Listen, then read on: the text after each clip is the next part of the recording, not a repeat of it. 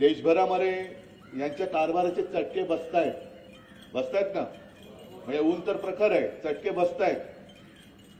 तरी देखील कुठेतरी मूळ मुद्दे बाजूला ठेवून एक वेड पांघरायचं आणि त्याच्यामध्ये सगळ्यांना वेड करायचं, पुन्हा सत्तेवरती यायचं. विनायकजी, तुम्ही आता जे सांगत होता, राजनला धन्यवाद आणि त्याची पाठ ठोकायला मी इकडे आलेलो आहे. कारण आता या संकटाच्या काळामध्येच कळतं आपलं कोण आणि परकं कोण. ही इकडे यादी दिलेली आहे, या इकडे. नाही इकडे हे काय तुमच्या घरी काय काय त्याची किंमत. बरं, किंमत करून खाली सही कोणाची आहे? सुशांत बंडोपंत चव्हाण, मराठी माणूस.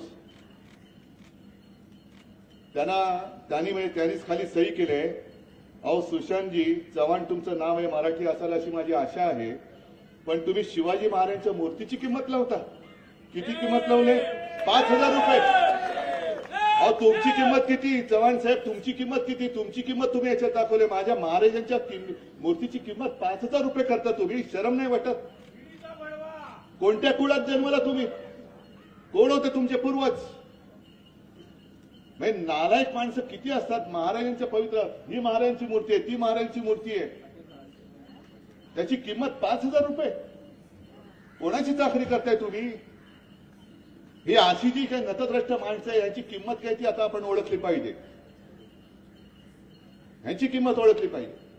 महाराजांच्या मूर्तीची किंमत 5,000 रुपये. बाळासाहेबांचा फोटो आणि लाकडी चेअर, त्याची किंमत लावली 10,000 रुपये.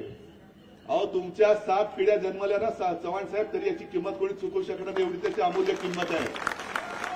आणि माझं तर म्हणणं की लावा, याची जी किंमत लावायची लावा आणि टाका राजन साळवीला आतमध्ये. पण साधं तुम्हाला कळत नाही. तुमच्या घरातल्या आई वडिलांची किंमत जर कोणी केली तर चालेल चव्हाण साहेब? आई वडिलांची किंमत करतो आम्ही तुमच्या. हे आमचे आई वडील आहेत, छत्रपती शिवाजी महाराज.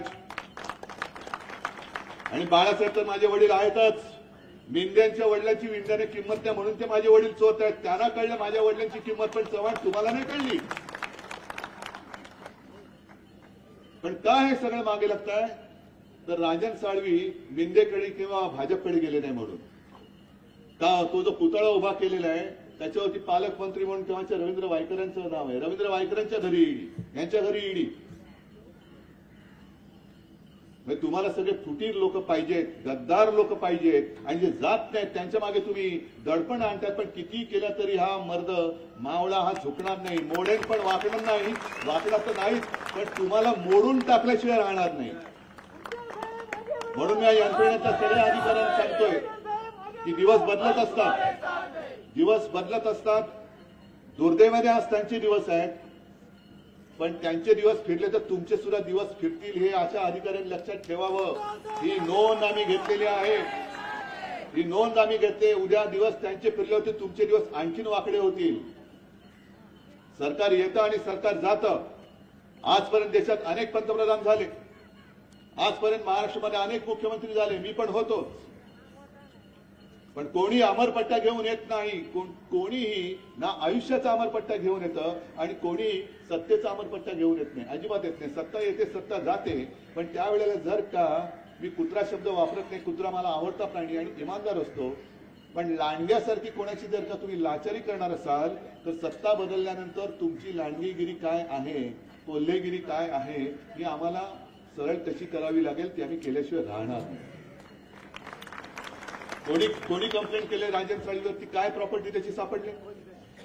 आणि मग त्यांची प्रॉपर्टी सापडली असेल तर राजापुरामध्ये आता नवीन इच्छुक उमेदवार म्हणून जे काय खर्च करतायत त्यांच्या घरी धाड टाका. पहिली त्यांच्या घरी टाका धाड. कुठून आणलेत पैसे तुम्ही? त्यांचे भाऊ पण आहेत पलीकडे, त्यांच्या संपत्तीची चौकशी करा. जाहिराती करतायत, प्रत्येक गोष्टीमध्ये पैसे काढतायत, त्याची चौकशी कोण करणार?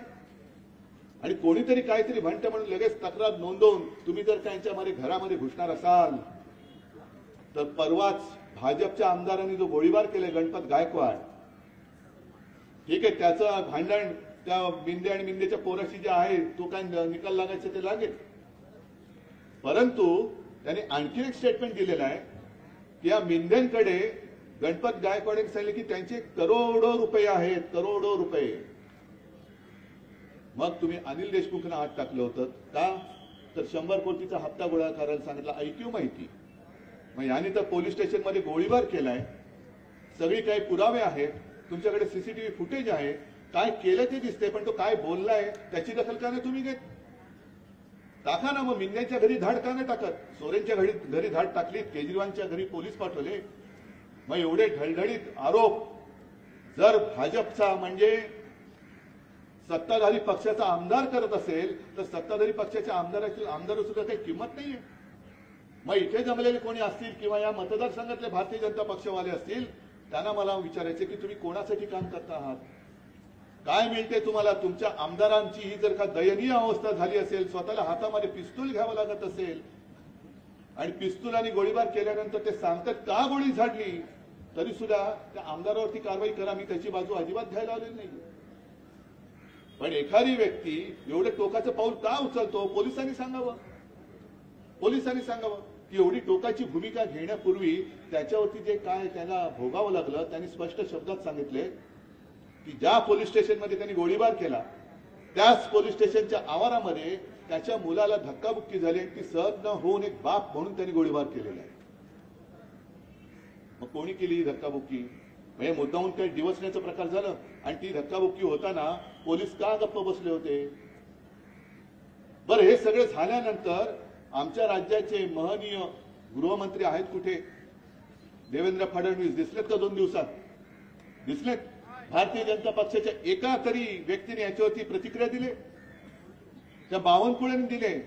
अशा हजारो घटना घडतात. अहो, हजारो घटना घडतात. तुम्हाला लाज वाटली पाहिजे.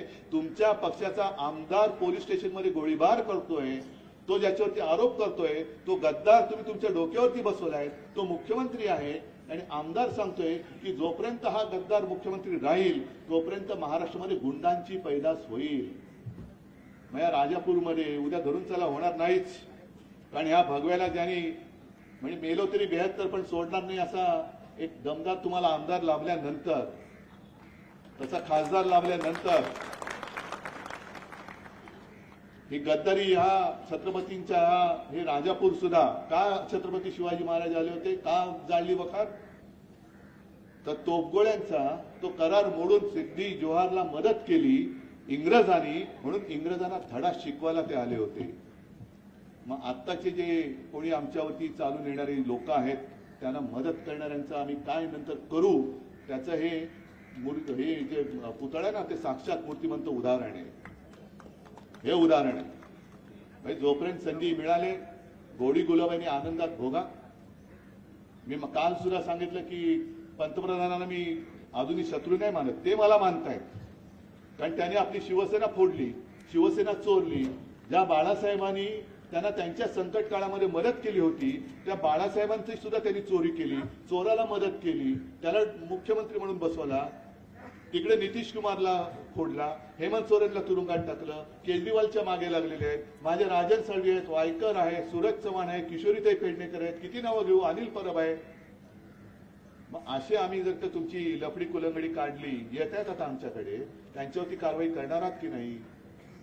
का सबका साथ म्हणजे या भ्रष्टाचारांचा साथ आणि दोस्तों का विकास, तुमची जी घोषणा होती सबका साथ सबका विकास, अभी भ्रष्टाचारों का साथ, गुंडों का साथ और मेरे दोस्तों का विकास, अशी नवीन घोषणा तुम्ही देते की काय? ही घोषणा द्यावी आता भाजपाने. आणि म्हणून तुमची डोकी मी काही जास्त तापवत नाही, या उन्हामध्ये आधीच तापलेत. पण त्या डोक्याने विचार करा, विचार करा. आणि जो एक तुम्ही पराक्रम केलाय, होय मी पराक्रम म्हणतो, विनायक राऊतांना तुम्ही निवडून दिले एकदा नाही दोनदा.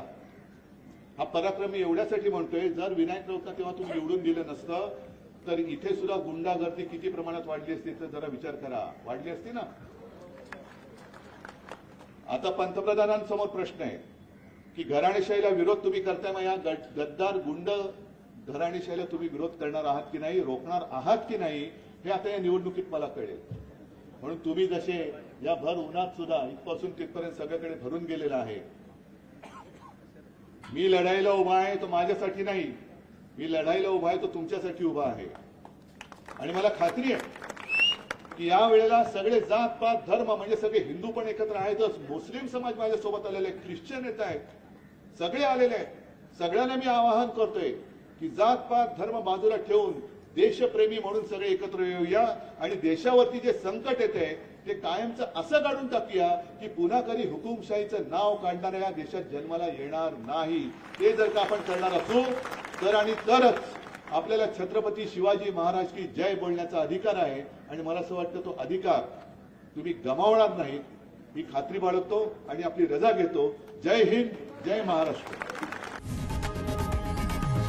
लोकशाही मराठी ऐका, पहा, जागरूक रहा.